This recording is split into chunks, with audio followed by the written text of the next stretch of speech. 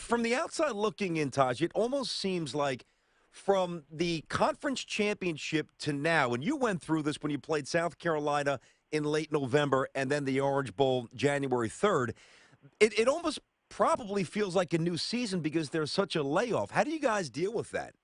Well, I mean, it's just a chance to refresh. Obviously, there is that time period that you have off.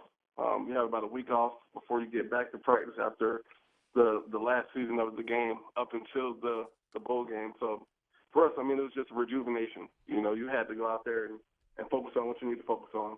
And fortunately, we were able to get down and play in the Capital One Orange Bowl. To see these guys now and the chance that they have, it's pretty special to go out there to compete for a national championship and get 60 Capital One Cup points. I mean, I think that, all of what happened throughout the time has been a culmination to what's going to happen in the future as well. Yeah, one of the steady parts of Clemson's program for a few years now has been Dabo Swinney, your head coach, and he is such an intriguing guy. How he relates to the players, how he recruits the players. Hell, I'm looking at the guys that have been through there just the last few years. Obviously, you and Sammy Watkins, Martavis Bryant, DeAndre Hopkins. It's like wide receiver you. What's his philosophy in recruiting guys that turn out to be really stud athletes in college and some of them in the pros as well? Well, I mean, he's just brutally honest. Initially, when he was recruiting me, it was very late in the process, and I wasn't really considering Clemson. But, I was really down to Ohio State and Oregon. So I had, Mike Bellotti and Chip Kelly coming in every week, Jim Tressel in and out. And, he came up and said, look, I'm never been a head coach before. I'm not Jim Tressel. I'm not Mike Bellotti. But I can guarantee you that I'm going to give you everything that I got. And, that right there and his actual story in itself is intriguing. Obviously his dad having some issues growing up, his family being in a broken household. His mom lived with him in college.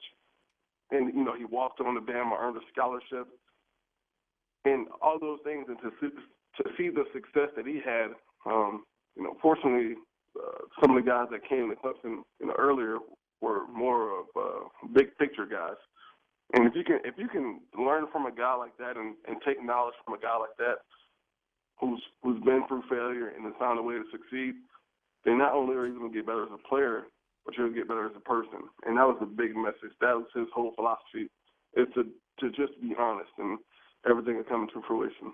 You got to connect with the heart. It's not just about X's and O's and full stadiums, and you got to connect as a person. There you go. It's Tajh Boyd, and he's with us here on Tiki and Tierney, CBS Sports Radio. Tajh, before we started the interview, I was kidding around. I said, you didn't get a fair shake with my Jets. What happened? And I look at some of the guys that you played with in college, Martavis Bryant, obviously Sammy Watkins, when the Bills decide to throw him the football, which isn't every week, but he's a superstar in the making. When you look back and where you are now, do you feel like you were really given a fair shake to prove what you could do at the next level? Well, not necessarily. Sometimes the chips fall what it do. You got to find a way to try to reshuffle them. But, I mean, do I feel like I can play? Absolutely. There's people that I talk to that are in higher up positions that think I can play and I can play, but sometimes, there's ulterior motives, and you got to find a way to deal with it. So, after I was up at Pittsburgh in the preseason, didn't get a chance to play in any preseason games, which is disappointing as well. Finished out the season in Montreal, and now I'm kind of in a situation where I have some decisions to make. But I definitely think I'm going to go back and continue to play and just take it from there. I mean, I don't want to. I've never been a guy to look back and wonder what if or try to relish on past things. I mean, that's kind of the way that you get stuck. And fortunately, I got a great support system. And, Dabo Swinney being one of my biggest advocates. After Pittsburgh, he was like, look, go to Canada and be Tajh Boyd. Do what you need to do. Find a way to get back and just make your story that much better. So it's still a process. Got to continue to keep working, keep grinding, and just see what happens from there. Yeah, Todd, do you see that NFL dream still alive for you? Oh, absolutely. I mean, I don't want to really be bashful or anything, but there's a lot of guys that, I was able to compete with against in high school and college that I feel like I'm just better than. But, sometimes it's all about the right time, the right situation, the right opportunities. And if it comes calling back, it'll be my opportunity to prove it. But for right now, I'm just being Clemson's biggest ambassador, I should say. So it's been good. It's been good. Talking to Tajh Boyd here on CBS Sports Radio. All right, Todd, speaking of your being an ambassador for the Clemson Tigers, you guys are the underdog in this game after being number one for the entire college football playoff ranking system, having a very balanced offense, a quarterback who has been fantastic and finished in the top 3 in the Heisman voting. How can you even justify it from the outside looking in that Clemson may lose to Oklahoma? I think that a lot of people are like history buffs, I should say. And I think that they're going on like longer traditions, if you want to call it that. With Bama historically being great, obviously Oklahoma having a rich tradition. Michigan State's been a rising program, but I think that also, being a team in the ACC, it still doesn't garner the respect that it should.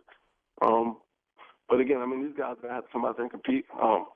Obviously, there's a lot at stake. Again, these guys will have a chance to compete for the national championship and to earn 60 Capital One Cup points. So, for these guys, it's about going out here and proving something. Obviously, I think that they got to go and just play the way that they know how to play. And, the biggest message that Sweeney will give these guys is to be who you are. And he always says this one thing. He says, don't buy the lie. And it goes for good things and bad things. Sometimes you can get caught up in reading the press clippings, reading media interviews, and, that can distract you. And at the same time, you look at bad things and the negative side of observations, and you dwell on that. So, you can't you really just got to go out there and just do what you did to get to this point and just go out there and be ready to compete. Tajh, let me ask you this. If you could take one component from this version of Clemson and bring it back to when you played, what would it be? Probably the defense. Mm. There were times where, we played Mike Glennon one year, and the score was 62-48. I had 8 touchdowns that game. So to go out there and have a shootout like that, it's rough. So yeah, I think these guys are a lot better. I think they're more mature. Obviously with any staff, you have to get your guys that you want for you to be comfortable with the coach. And I think that's why you see the talent coming in. You see the skill coming in. From a defensive standpoint, Brent Venables going out there and getting the guys that he wants